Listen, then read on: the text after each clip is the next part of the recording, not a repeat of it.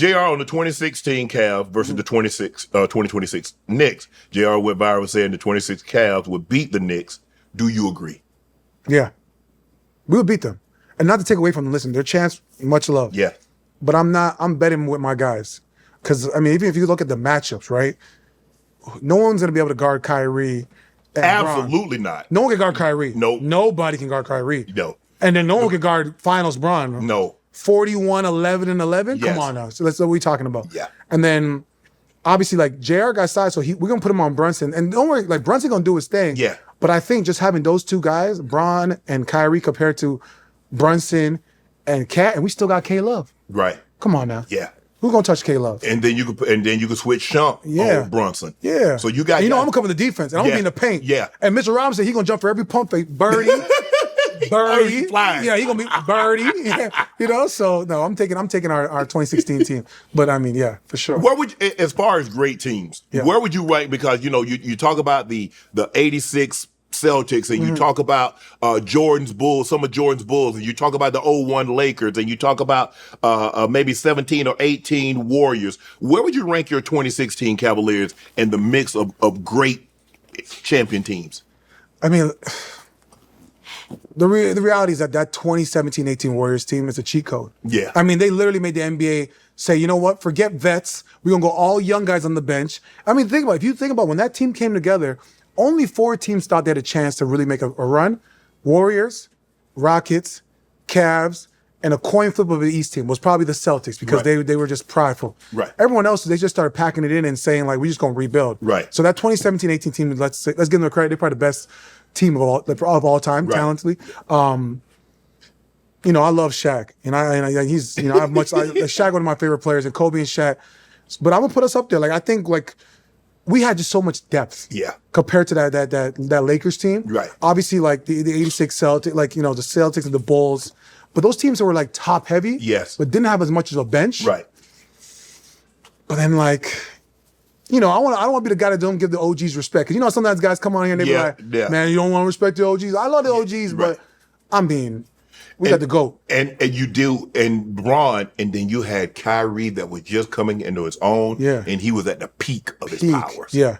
I mean, there was nothing, nobody could If Kyrie was 2 inches taller, he'd be the best player to ever touch a basketball on planet Earth. With that, what? With those kind of handles and that shot? Yes, because think about it. First of all, have you ever seen Kyrie get a shot blocked? Never.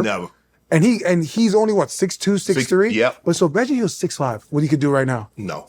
It would be out of the world. Like, even if you ask Bron, like, Kyrie's probably the most talented. Like, if you put Kyrie in a workout, he could do anything. He has no flaws in his game. Yeah. Like, it's out of this world. 3 levels. I mean, he can shoot the 3. He can get to the midi. Yeah. Handle. He's the best finisher of below the rim that you'll ever see. Nobody has the kind of English up and under, left or right. It does not matter. How you want it. Like, I remember even like when we were playing against Roy Hibbert his rookie year, and this is Roy Hibbert Defensive Player of the Year. He laying him up like it's nothing. Roy Hibbert on the Indiana, like nothing. I'm like, this kid's special. And the shot he got off against Steph, and then come back that Christmas. Remember the shot he got off against Clay? The high release jumper. Yes. Can't block the shot. So like Kyrie is like, he's out of this world. He's one of one.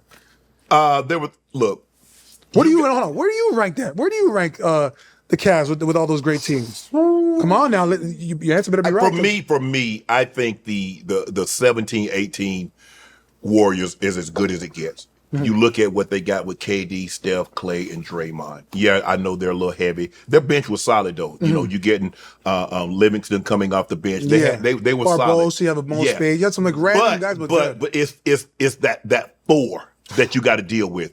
Kevin Durant is so efficient. Steph Curry is going to run and he's the greatest shooter of all time. And you can make the case that Klay Thompson is the top 5 shooter of all time. So you got one of the most, if not the most efficient scorer of all time. You got the greatest shooter of all time, another top 5 shooter of all time. And then you got Draymond that's a jack of all trades. He can defend 1 through 5. And he'll make a 3 timely 3 out of nowhere. Yeah. I'm not so sure had they not won 2016, Draymond wouldn't have been the MVP. Let me tell you something right now. If they win that, Draymond get MVP. He had 30, 10, and 10 or something. He had like 30. Yeah, he had like 30. Yeah, he was 1 assist or a rebound away from a triple-double. You know what even crazier about that? When we think about that, we ask ourselves, like, listen, you have to win, right? Because we lose 15, we have to win in 16. Yeah. Or it gets a little scary. Yeah. But we always say to ourselves, right? Like, let's say we won 15. Yeah. 16 if we lose, they don't get Kevin Durant. Nope. But they pay Harrison Barnes. We give one up. We might get them next two, 17 and 18. Yes. You lose 16, but you get 17 because they're going to lock up Harrison Barnes. Yeah. KD going to go back to OKC on a 1-year deal and then figure it out. We might be able to run, may have 3 instead of 1 with hindsight. What about this? If Kyrie doesn't get hurt in overtime, you don't lose Kevin Love going into the finals. You're probably going to win 15. No, you win 15. 100% you win 15. You win 15, you probably win 16 because they're not going to be able to make any, they're not going to be able to sign nobody. Right. But what happens is you win 15, 16, they're going to go grab KD for sure. Yeah. So then at least you get 2. Yes. You definitely would have got 2. We think about it all the time. It's a situation, you guys talk about that. Oh, of course we talk about it. We're like, yo, if you get 15, you give away 16, you get the other 2. We talk about it. We think about it all the time. Wow. It's so, but that's what shows you how delicate winning a champion and how hard it is. Like, it's like luck, precision, feel, and like almost like the perfect storm. It's hard. People think it's just like slap a team together and going like, listen, like what the fuck, OKC found that out. It was hard. Yeah. And that's why you haven't had a repeat since the Warriors. Since 18, so 19, 20, 21, all the way through, it's been a single champion. Yeah. And the league's getting better. Like, yes. Even if you look at like, okay, see the situation right now where, listen, Wemby's still there. Yes. There's no guarantee. There's no guarantee that they're going to get another one. No. Just because they got the and Shea is phenomenal. Yeah.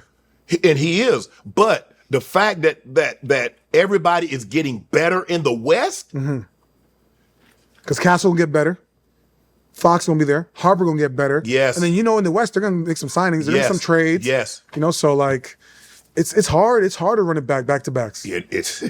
It's hard, man. When JR posted, he went viral and said missing none. He invited because he posted. You guys were having a good time, and I guess somebody responded about where is Kyrie, and when I woke up and seen that, I said, oh man. And he said missing none. He was invited and ghosted us all. So stop the BS. He was referring to Kyrie. Kyrie's like all for one for all. We completed the mission together as brothers, and that's all that matters to me. But he also said when he gets back to the state, he's going to pop in with him and do what he did. I knew how that was going to be perceived.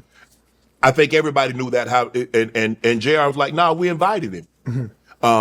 And so when you woke up in the morning, you're like, oh Lord, have mercy. I'm like, because listen, we knew, so we invited Kai, but obviously like Kai is a businessman. He gotta go do his China trip with Anta. Yeah. And listen, Anta paid him a lot of money. Yeah. So I get it. Go get the money. Yeah, go get the money. yeah. So we get it. So obviously we'd love to have him there, but listen, him and Bron, business. At the end of the day, we ain't got much to say. We got more free time. Yeah, so listen, we gotta make sure the big dogs take care of their business first, because we respect it. But I'm glad that like Kai said what he said, and like kind of said like at the end of the day we're brothers. Because like, listen, at the end of the day, like you accomplished something that can never be taken away. Yeah, and regardless of like people don't see eye to eye or there might be some issue, and I'm not saying there's issue, but I'm saying regardless of where people are in their life, we did something that is we gonna be echoing eternity for the rest of basketball history. Like this team should be in the Basketball Hall of Fame. Yeah. If they could put teams in there, right? Because what we did, next to none. Want to join Club Shay Shay? Become an official member by hitting that subscribe button, where you never know who's going to be joining us for drinks and conversation.